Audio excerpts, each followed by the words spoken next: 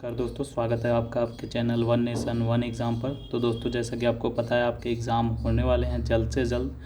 तो दोस्तों, पूरा सिलेबस एक बार फिर से रिवाइज कराया जा रहा है, जिसके लिए मैं 35 ऑब्जेक्टिव क्वेश्चन ऑलरेडी इसके पार्ट 1 में करा चुका हूं। अगर आपने वो पार्ट नहीं देखा है तो आप डिस्क्रिप्शन में लिंक द्वारा देख सकते हैं। अगर आपने प्रीवियस ईयर नहीं देखे हैं, प्रीवियस ईयर के सॉल्यूशन, तो वो भी आप डिस्क्रिप्शन में जाकर अवश्य देखिए। तो चलिए दोस्तों, इस वीडियो को शुरू करते हैं क्वेश्चन नंबर 36 से। दोस्तों, इससे पहले अगर आपने चैनल को सब्सक्राइब नहीं किया है तो सब्सक्राइब करने के साथ बेल आइकन पर क्लिक कर दें दोस्तों, क्योंकि इसी प्रकार आपको लेटेस्ट अपडेट के साथ आपका सिलेबस भी कंप्लीट कराया जाएगा। तो दोस्तों, 36 क्वेश्चन देखते हैं, जिसमें पूछ रहा है समुच्चय की अवधारणा सर्वप्रथम किस गणितज्ञ ने दी। तो दोस्तों, इसका जो उत्तर हो जाएगा वह हो जाएगा जॉर्ज कैंटर। ठीक है। समुच्चय के प्रकार हैं, तो दोस्तों जो पहला ऑप्शन है वह है परिमित यानी फाइनाइट सेट, इनफाइनाइट सेट। इसी प्रकार एकल भी होता है, रिक्त भी होता है, यानी समुच्चय के जो प्रकार होते हैं वो तीनों दिए हुए हैं और तीनों होते हैं, तो हमारा उत्तर हो जाएगा सभी। अगला प्रश्न है 38, जिसमें पूछ रहा है समुच्चय ए है, इसमें अवयव दिए हैं और अवयवों की संख्या बताइए, यानी यह कितने हैं। तो आपको सिंपली इसको बस गिन लेना है कि कितने हैं। तो 1 2 3 4 5। तो जो संख्या है दोस्तों वह है 5, तो उत्तर हो जाएगा 5, ऑप्शन ए। अगला प्रश्न है दोस्तों 39, समुच्चय जी दिया हुआ है और आप देख रहे हैं समुच्चय जी जो दिया हुआ है उसमें अवयवों की संख्या 0 है, यानी जो प्रश्न पूछ रहा है अवयवों की संख्या वह हो जाएगी 0, यानी ऑप्शन बी। अब हम देखते हैं अगला प्रश्न, जो समुच्चय से ही है 40 क्वेश्चन नंबर कि ए दिया हुआ है आपको 1 2 3 4 5 6, इसके आगे भी कंटिन्यू किया गया है, जिसको आप डॉट डॉट डॉट के द्वारा प्रदर्शित किया गया है, में कितने समुच्चय अवयव हैं। तो दोस्तों आपसे पूछ रहा है कि इसमें कितने अवयव हैं। तो दोस्तों आप इसे गिन नहीं सकते, अर्थात ये नेचुरल नंबर दिए गए हैं जो अनंत तक होते हैं, तो इसका उत्तर हो जाएगा अनंत। अगला प्रश्न है दोस्तों, जो 100% की एक वस्तु है 125 के भाव में बिकती है, तो वास्तविक ब्याज की दर बताइए। तो दोस्तों यह प्रश्न गलत है, यह दिया भी नहीं है कि किस वर्ष पूछा गया था। ठीक है दोस्तों, अब हम अगला प्रश्न देखते हैं, जो है 42, बैंक सर्वाधिक ब्याज देता है। तो दोस्तों जो बैंक सर्वाधिक ब्याज देता है वो स्थायी जमा खाते पर देता है। बैंक लॉकर में रखे सामान की जानकारी उसे ही होती है जो लॉक धारक होता है। ठीक है दोस्तों, तो ऑप्शन सी सही हो जाएगा। चेक के जो प्रकार होते हैं वह होते हैं ऑर्डर चेक, क्रॉस चेक, वाहक चेक। तो यह तीनों ऑप्शन सही है, तो जो हमारा ये सभी दिया हुआ है वह करेक्ट हो जाएगा। जो फॉर्मों के खाते कहलाते हैं उसे चालू कहते हैं। ठीक है दोस्तों, अब हम अगला प्रश्न देखते हैं 46, बचत खाता खोला जा सकता है। तो दोस्तों जो बचत खाता खोला जाता है वो संयुक्त में भी खोला जाता है और एक व्यक्ति द्वारा भी खोला जाता है। ठीक है दोस्तों, तो दोनों ऑप्शन सही है, तो ए और बी जो है वो ऑप्शन सही हो जाएगा। अब हम देखते हैं अगला प्रश्न, जो है 47, किस मूलधन का।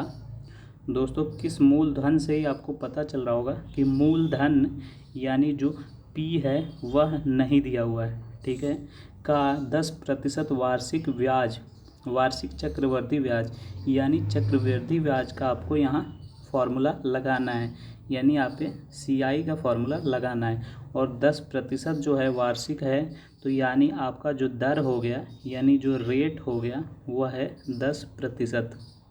ठीक है, और जो समय दिया है कि दर से 2 वर्ष में मिश्र धन 121 हो जाता है, यानी मिश्र धन भी आपको दिया हुआ है, ए दिया हुआ है 121, और आपको समय दिया हुआ है T2, और आपको CI का सूत्र लगाना है। CI का जो सूत्र होता है CI बराबर A माइनस P।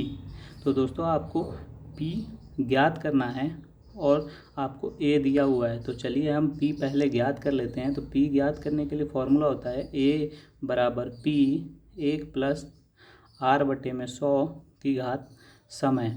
ठीक है दोस्तों, इसे आप मिश्र धन बराबर मूलधन ब्रैकेट में 1 प्लस दर/100 की घात समय भी हिंदी में बोल सकते हैं। तो दोस्तों जो मिश्र धन दिया है उसकी जगह हम मिश्र धन जो दिया हुआ है उसको लिख लेते हैं पी की जगह हम पी लिखेंगे क्योंकि हमें ज्ञात नहीं है, और 1 प्लस आर की वैल्यू हमें 10% दी हुई है और बट्टे में 100 है तो 100 लिखेंगे और समय दिया है 2। अब हम इसको हल कर लेते हैं। तो दोस्तों यहाँ पे बॉडमास के तरीके से ही यहाँ पे पहले ब्रैकेट को हल किया जाता है। तो 10 दहा में 100। अब आ गया हमारा 1/10 और आगे दिया है 1, तो हम एलसीएम ले लेंगे 1 में 10 से। तो 10 एकम में 10 और यहाँ का 1 यानी 10 + 1 11, 11/10 हो जाएगा। ठीक है दोस्तों, यहाँ हो जाएगा P 11/10 की घात 2। ठीक है दोस्तों, अब घात 2 लिखा है यानी जो 11/10 है इसको हम 2 बार लिख सकते हैं। तो हो जाएगा 121 बराबर P 11 को जो हम 2 बार लिखेंगे और जब हम 10 को हर में 2 बार लिखेंगे तो इसको हल करने पे आ जाएगा ऊपर 121 और नीचे 100। ठीक है दोस्तों, तो P गुणे 121/100। अब आप बाईं तरफ भी 121 देख रहे होंगे और दाईं तरफ भी 121 है, अंश में तो कट जाएगा और जो P की वैल्यू हो जाएगी वह 100 दूसरी तरफ जब जाएगा तो अंश में हो जाएगा, यानी P आ जाएगा हमारा 100। और दोस्तों यही P यानी मूलधन हमें ज्ञात करना था, तो यही हमारा उत्तर हो जाएगा। ठीक है दोस्तों, जो ऑप्शन ब में दिया हुआ है। ठीक है दोस्तों, अब हम देखते हैं अगला प्रश्न जो है, कोई धन 16% वार्षिक ब्याज की दर से 1 वर्ष के लिए लिया जाता है यदि ब्याज प्रति तिमाही दे हो।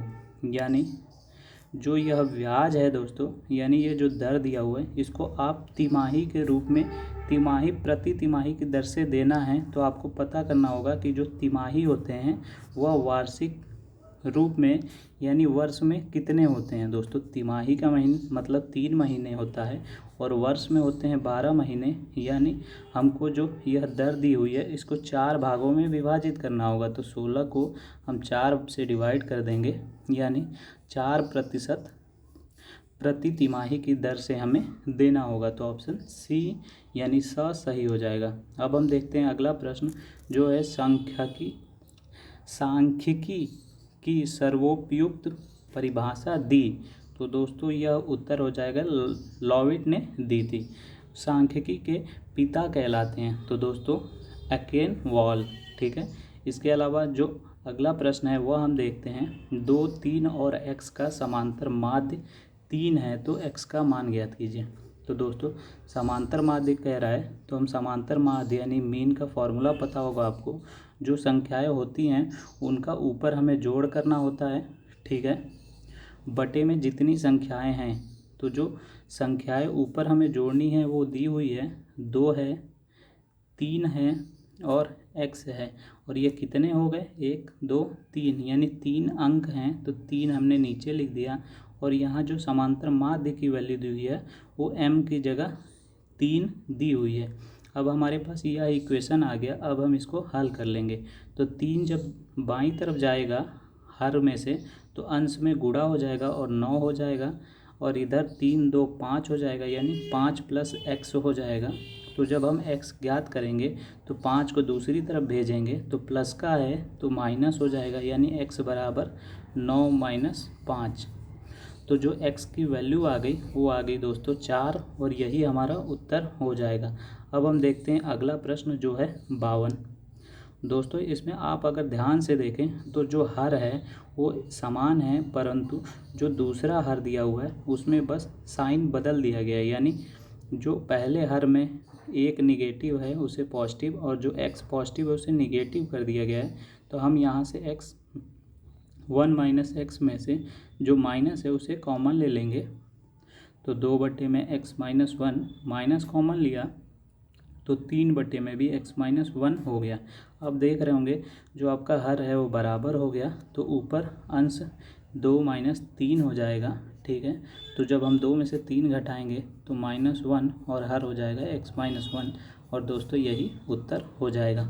अब हम देखते हैं अगला प्रश्न, एक समानुपाती पदों में मध्य पदों का गुणनफल। दोस्तों कोई समानुपाती पद है जिसमें मध्य पदों का गुणनफल 36 दिया हुआ है और बाह्य पदों में से एक पद 3 दिया हुआ है। दूसरा पद अगर हम x मान लेते हैं तो यह क्या हो जाएगा दोस्तों, आपस में इक्वल हो जाएगा, क्योंकि जो समानुपाती पदों का फॉर्मूला आपको मैंने बताया था फर्स्ट वीडियो में कि जो बाह्य पद होते हैं ए बी समानुपात सी डी दिया हुआ है, तो जो बाह्य पद होते हैं उनका गुणनफल मध्य पदों के बराबर होता है, यानी मध्य पदों के गुणनफल का बराबर बाह्य पद हो जाएगा। यहाँ से हम ए की वैल्यू निकाल लेंगे। तो जब हम 36 को 3 से विभाजित करेंगे तो 3 एक में 3, 3 दूनी 6, यानी ए की वैल्यू आ जाएगी 12, जो ऑप्शन सी में दिया हुआ है। अब हम देखते हैं अगला प्रश्न जो दिया हुआ है 3/4 की घात 2, 3/4 की घात 10 भागे 3/4 की घात 8। तो दोस्तों देख रहे होंगे जो आधार है वो सेम है, साथ में आपको घातांक का नियम पता होगा कि जब गुणा होता है और आधार सेम हो तो घातें जुड़ जाती हैं, यानी 3/4 की घात 12 हो जाएगा, यानी 10 + 2। और जब भाग होता है तो घात घटा दी जाती है, तो हमारा उत्तर हो जाएगा दोस्तों 3/4 की घात 4। अब हम जब 3 को 4 बार गुणा करेंगे और 4 को भी 4 बार गुणा करेंगे तो आ जाएगा हमारा 81/256। यही उत्तर हो जाएगा हमारा जो ऑप्शन बी में दिया हुआ है। अगला प्रश्न देखते हैं, किसान विकास पत्र में लगाई गई राशि दोगुनी होता है। तो दोस्तों यह होता है 10 वर्षों में। अगला प्रश्न देखते हैं जो है ब्याज अर्धवार्षिक हो तो दर होती है। दोस्तों अगर ब्याज अर्धवार्षिक हो जाए तो दर क्या हो जाएगी दोस्तों, अगर 10% वार्षिक दर है तो अगर अर्धवार्षिक होता है तो इसका बटे 2 यानी 5% हो जाता है, यानी आधी हो जाती है। ठीक है दोस्तों, अब हम अगला प्रश्न देखते हैं जो है 57, जो कह रहा है कोई धन किस ब्याज की दर से 12 वर्षों में दोगुना होगा। तो दोस्तों इसमें साधारण ब्याज या फिर चक्रवर्ती ब्याज की बात नहीं कर रहा है, तो हम साधारण ब्याज पे इसको हल करते हैं। तो दोस्तों कह रहा है कोई धन किस ब्याज की दर से 12 वर्षों में दोगुना होगा। तो सोचिए दोस्तों, अगर आपके पास 100 जो था मूलधन था, इसके बाद आपको ब्याज मिला और यह 200 हो गया, यानी 2 गुना हो गया। तो यहाँ से आप समझ सकते हैं जो सरल ब्याज आया वह आया 100 रुपये, क्योंकि जो हमारा प्रॉफिट आया वह तो 100 ही आया, क्योंकि जो 100 था वह तो हमारा मूलधन था। यानी जो मूलधन है और जो एसआई है यानी सरल ब्याज है वो दोनों आपस में इक्वल हैं। तो हो जाएगा दोस्तों फॉर्मूले में एसआई बराबर पी हो जाएगा, और पी आर टी में पी की जगह तो पी रहेगा ही, और साथ में आर ही तो हमें ज्ञात करना है और समय दिया हुआ है 12। अब हम इसको हल कर लेते हैं तो पी से पी कट जाएगा और जो हमारी आर की वैल्यू आ जाएगी वह 100 दूसरी तरफ जाएगा तो अंश में, और 12 दूसरी तरफ जाएगा तो हर में हो जाएगा। और जब हम इसको हल करेंगे तो 8.3% आएगा, जो ऑप्शन सी में दिया हुआ है।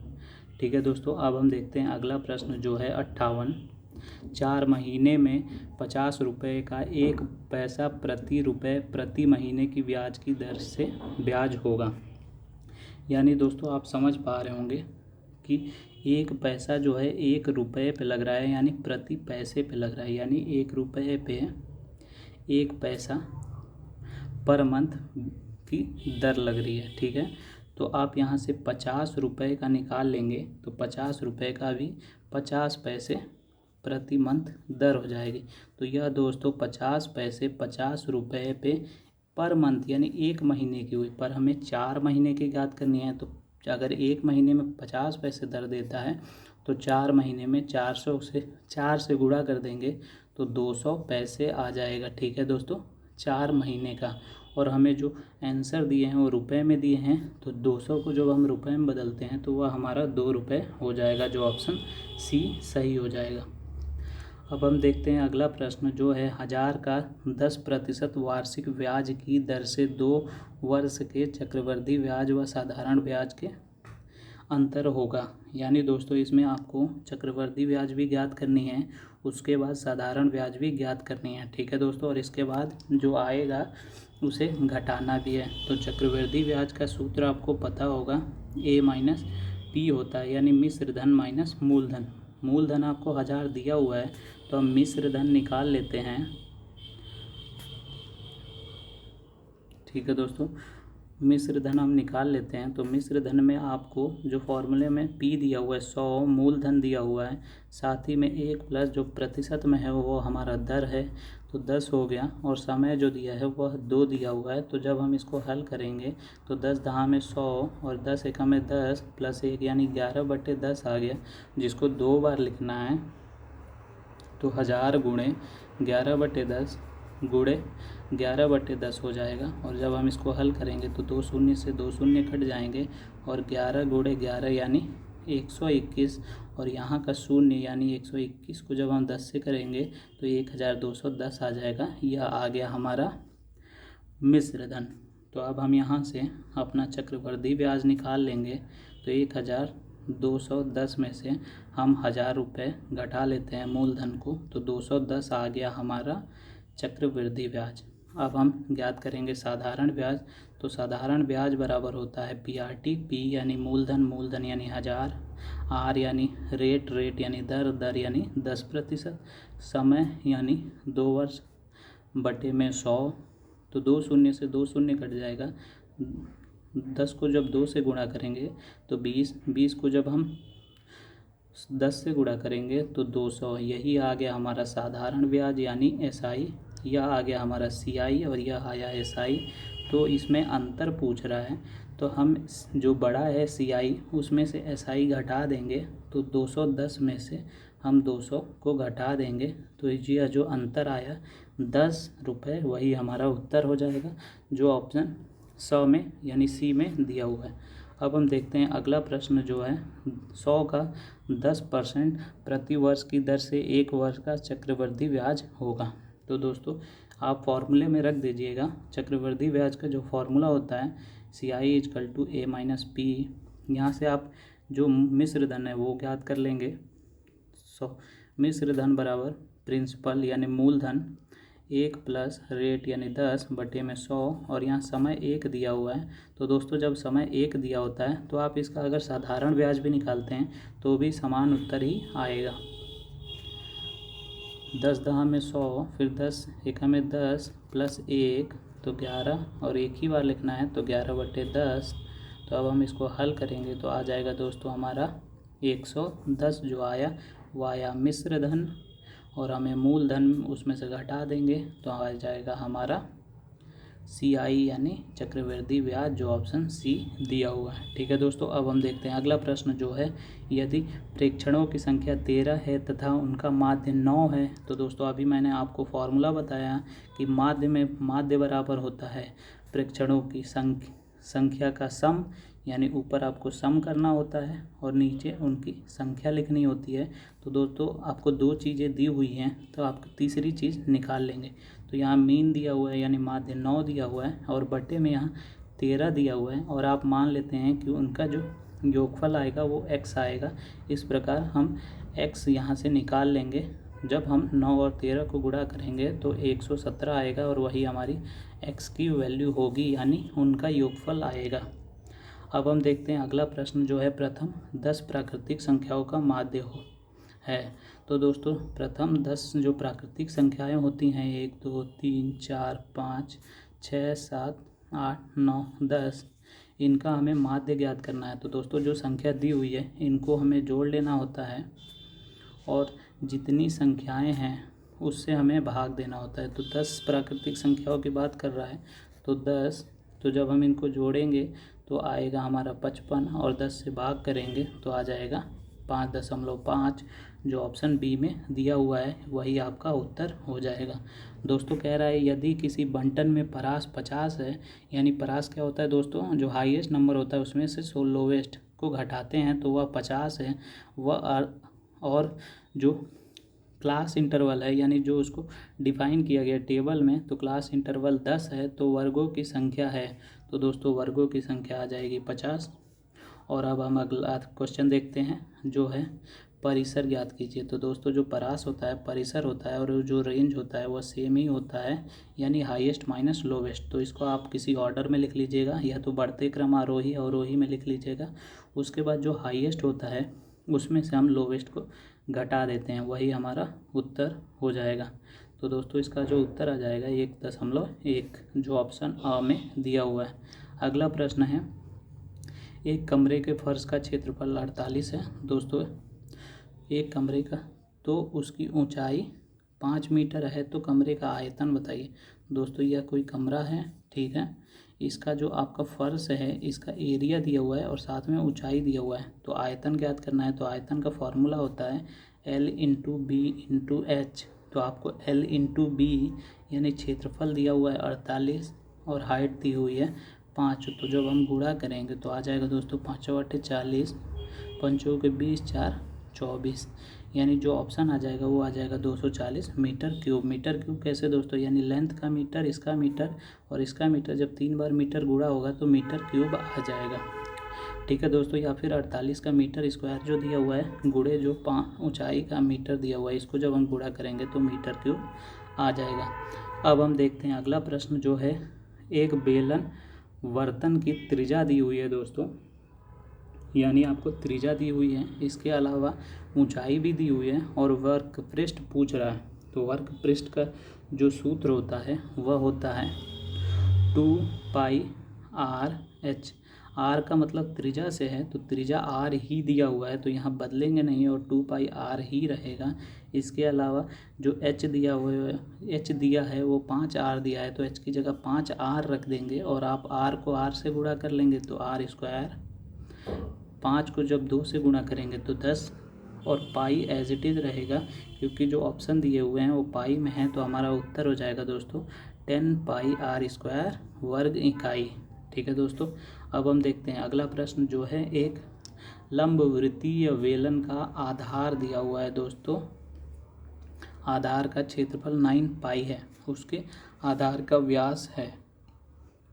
तो दोस्तों वृत्तीय बेलन का आधार का क्षेत्रफल दिया हुआ है, यानी वृत्त का जो क्षेत्रफल दिया हुआ है, वृत्त का क्षेत्रफल जो दिया हुआ है वह 9π दिया हुआ है।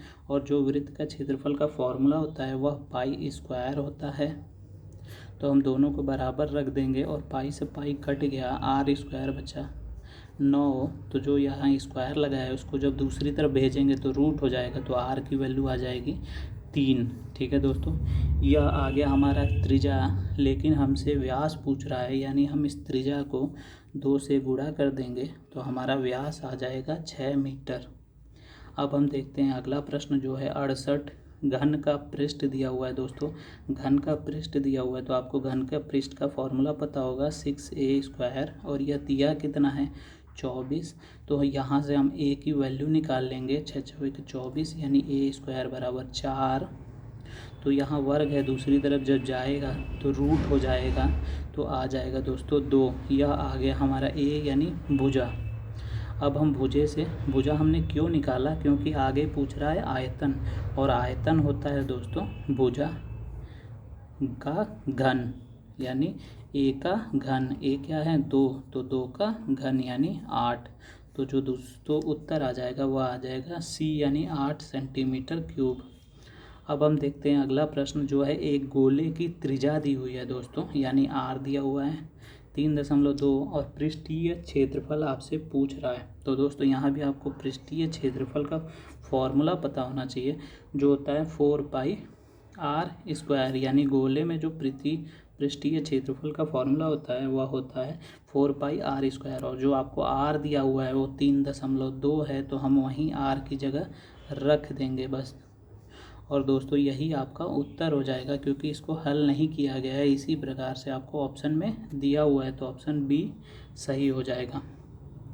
अब हम देखते हैं अगला प्रश्न जो है, एक गोले का व्यास 8 सेंटीमीटर दिया हुआ है। फिर से गोले की बात की जा रही है और यहाँ त्रिज्या की जगह व्यास कर दिया गया है, और जो व्यास होता है यानी डायमीटर बराबर 2 गुणे त्रिज्या होता है। तो जो व्यास दिया है 8, यहाँ से हम त्रिज्या निकाल लेंगे दोस्तों, तो त्रिज्या हो जाएगी 4।